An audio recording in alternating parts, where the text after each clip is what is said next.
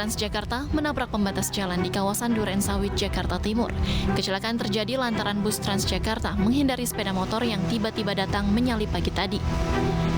Akibatnya, bagian depan bus ringsek. Sementara itu, pagar pembatas jalan, rambu lalu lintas, dan taman rusak. Beruntung tidak ada korban jiwa akibat peristiwa ini. Pasca kecelakaan tunggal, bus Transjakarta dievakuasi petugas. Petugas juga masih meminta keterangan sopir bus terkait peristiwa ini.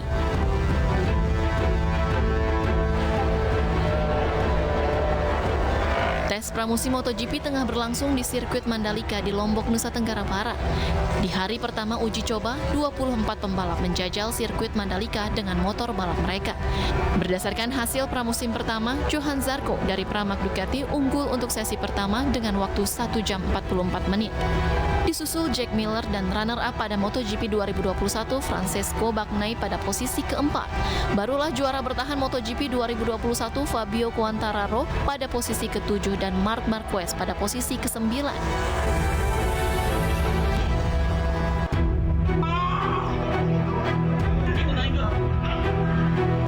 Panas di Desa Wadas, Kabupaten Purworejo, Jawa Tengah menjadi perhatian publik, tak terkecuali dengan anggota Dewan Perwakilan Rakyat Republik Indonesia. Perwakilan dari Komisi 3 menemui warga Desa Wadas karena ingin mendengarkan langsung terkait insiden ini.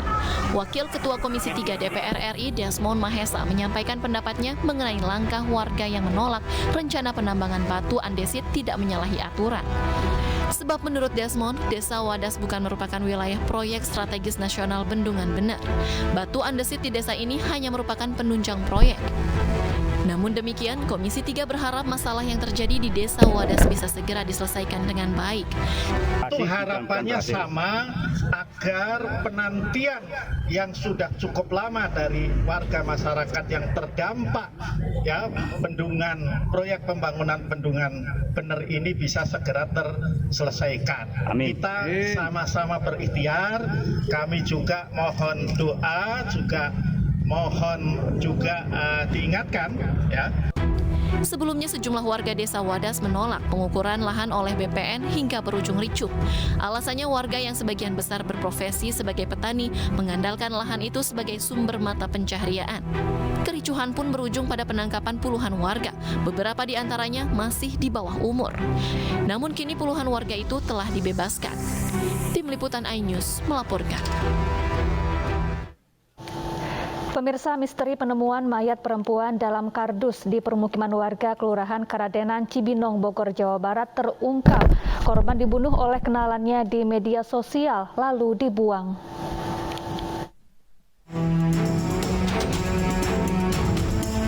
Polisi akhirnya mengungkap misteri penemuan mayat perempuan dalam kardus di Karadenan, Cibinong, Bogor, Jawa Barat. Korban bernama Siti Nur Hikmah, seorang asisten rumah tangga asal Parigi, Kota Bogor, Jawa Barat. Ia dibunuh kenalannya di media sosial berinisial AS di dalam rumah kontrakan. Menurut polisi, korban dan tersangka berkenalan 3 bulan lalu di media sosial. Sebelum dibunuh, tersangka dan korban sempat berhubungan intim.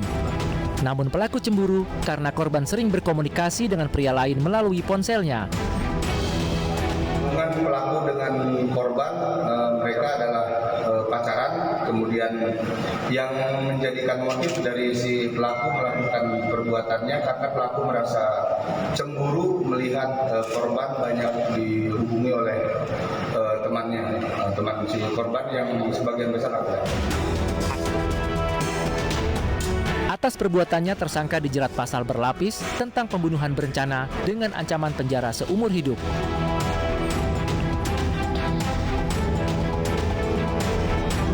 Sebelumnya warga Karadenan, Cibinong, Bogor digegerkan dengan penemuan mayat perempuan dalam kardus seperti paket. Korban dibunuh di tempat lain sebelum akhirnya dibuang ke lokasi.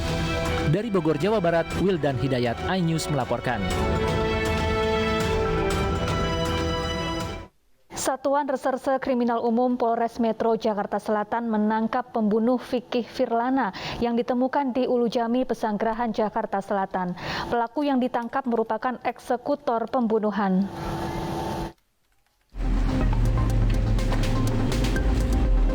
Polisi menangkap pembunuh Vicky Firlana dan langsung membawanya ke Polres Metro Jakarta Selatan. Pelaku terpaksa ditembak oleh petugas kepolisian lantaran melawan saat akan ditangkap. Kapolres Metro Jakarta Selatan mengatakan pelaku yang diamankan adalah eksekutor. Dugaan sementara pelaku tidak kenal korbannya dan hanya menerima perintah dengan bayaran. Yang menyuruh bahwa pelaku ini tidak mengenal dengan korban atau tidak ada hubungan dengan korban, sehingga kami menduga bahwa pelaku ini ada yang memerintahkan ya untuk melakukan pembunuhan terhadap korban. Nah, ini juga sedang kami dalami aktornya ataupun siapa orang yang menyuruh ini dan Sebelumnya warga dan petugas menemukan jenazah pria tergeletak di Taman Pemakaman Umum Kober, Pesanggerahan, Jakarta Selatan. Terdapat sejumlah luka tusuk pada tubuh korban. Dari Jakarta, Sofyan Firdaus, iNews melaporkan.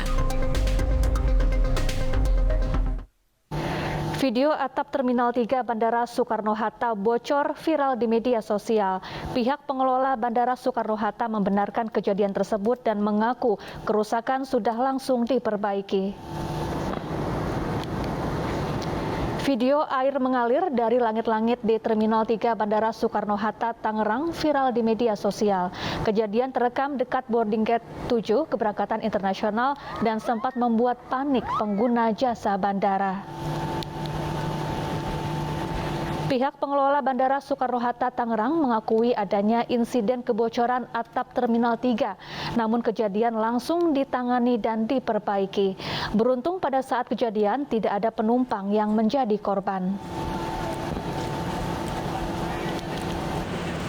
Pada tanggal 9 Februari 2022 sekitar jam 17.17 karena di hari tersebut hujan sangat lebat disertai dengan angin kencang sehingga memang mengakibatkan ada spandek ya yang lepas dan berlipat sehingga terjadi kebocoran. Namun hal ini langsung diantisipasi oleh teman-teman. Banjir luapan Sungai Lamong terus meluas hingga merendam sejumlah ruas jalan di wilayah Kecamatan Benjeng, Kabupaten Gresik. Agar warga tidak terjebak banjir, polisi mengalihkan arus lalu lintas ke jalur alternatif.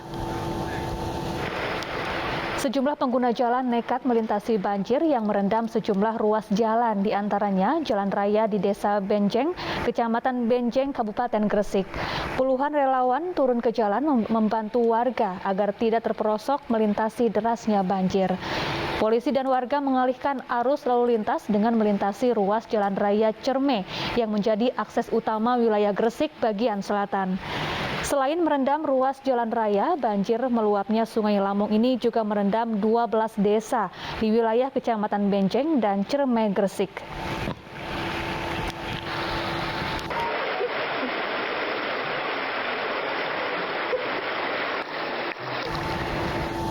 Pegawai Dinas Peternakan Kabupaten Situbondo, Jawa Timur panik dengan kemunculan seekor ular piton besar. Ular piton berukuran lebih dari 2 meter tersebut masuk area musola. Sejumlah pegawai Dinas Peternakan Kabupaten Situbondo tampak hati-hati menangkap ular piton yang berkeliaran di lingkungan musola kantor mereka. Tak mudah memang untuk menangkapnya, namun dengan berbekal keberanian, ular yang berhasil ditangkap dimasukkan ke dalam karung. Hewan melata ini kemudian dilepas liarkan ke tempat yang jauh dari permukiman warga. Ajak dihitak loh, Mas.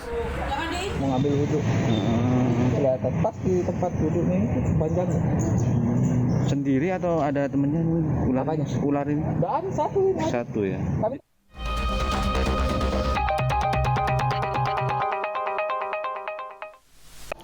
Pemirsa, Majelis Ulama Indonesia menegaskan program kunjungan Ka'bah Metaverse yang diluncurkan Arab Saudi tidak bisa menggantikan ibadah haji, sebab pelaksanaan ibadah haji perlu hadir secara fisik.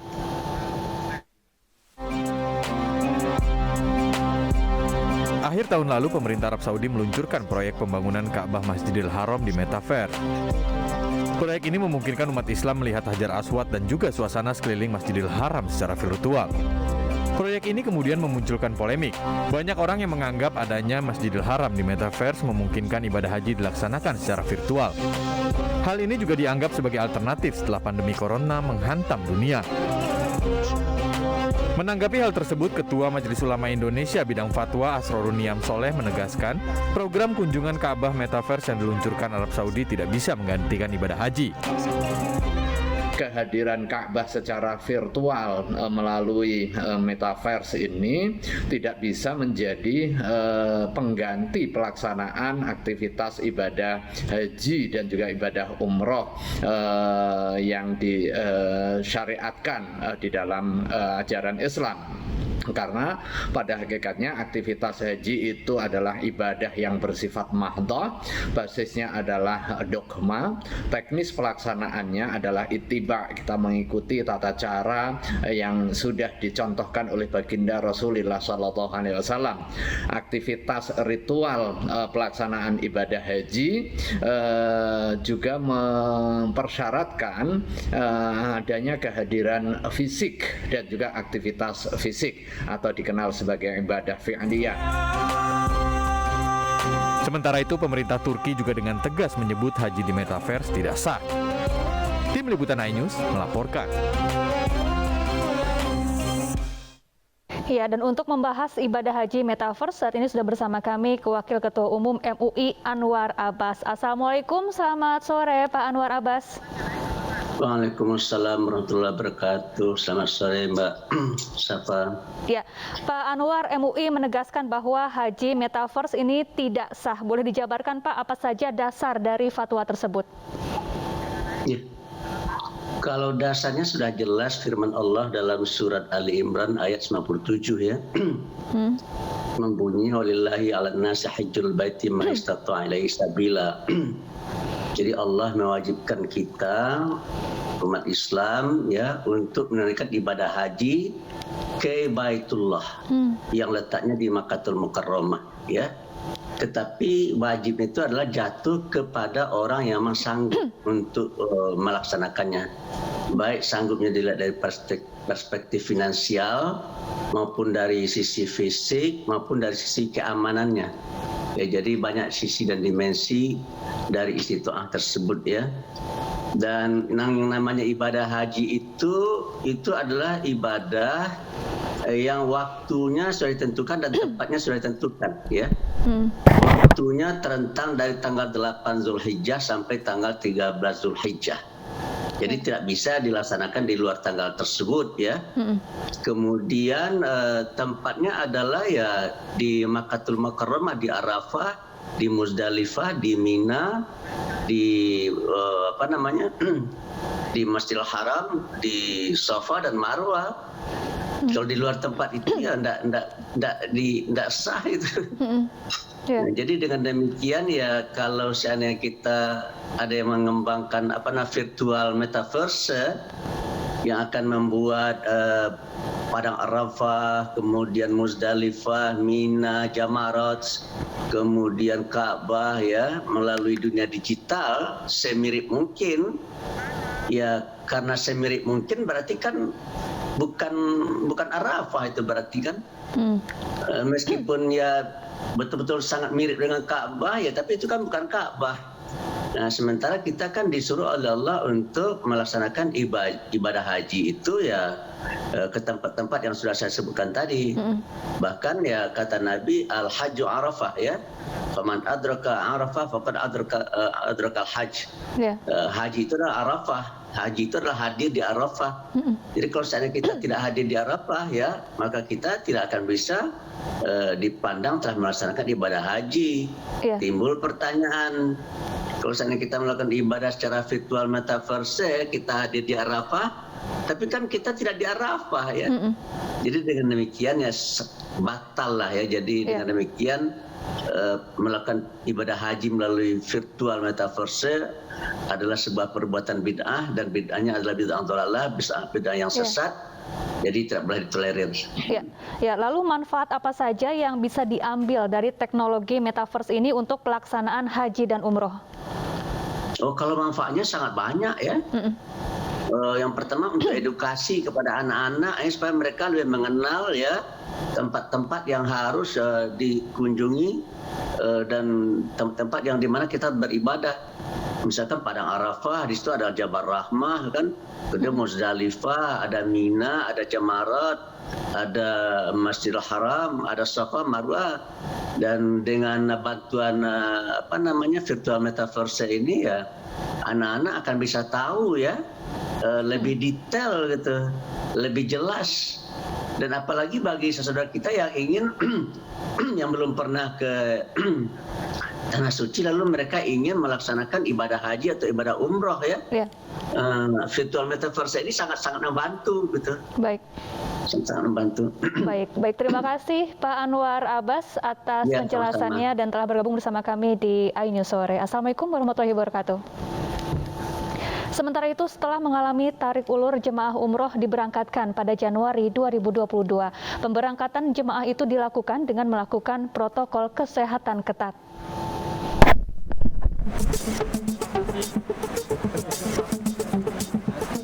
Awal tahun 2022, jemaah umroh pertama diberangkatkan.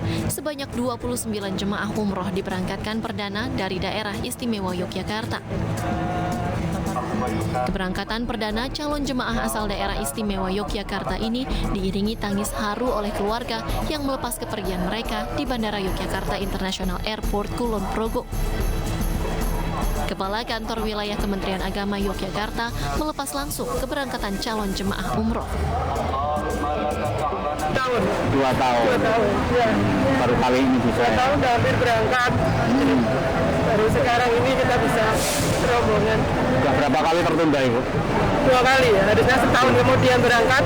Baru tahun ini lagi. Jadi ini yang ketiga mau berangkat. Alhamdulillah, Masya Allah, senang banget Mas. Kayak masih mimpi aja. Udah 2 tahun ditunda. Terus akhirnya ini pemberangkatan yang pertama. Masya Allah, rasanya luar. Pemberangkatan jemaah umroh Indonesia sempat mengalami tarik ulur akibat pandemi COVID-19 yang melanda Indonesia. Pada 8 Oktober tahun lalu, pemerintah Kerajaan Arab Saudi dalam nota diplomatiknya menginformasikan perihal pengaturan dimulainya kembali pelaksanaan ibadah umroh bagi jemaah asal Indonesia. Pemerintah Indonesia pun menyiapkan hal-hal teknis terkait keberangkatan umroh dan protokol kesehatan pelaksanaan umroh. Setelah adanya nota diplomatik dari Kerajaan Arab Saudi, Kementerian Agama akan memberangkatkan jemaah umroh pada 23 Desember 2021. Namun rencana pemberangkatan itu ditunda ke awal tahun 2022 karena pada akhir tahun lalu COVID-19 varian Omikron di Indonesia.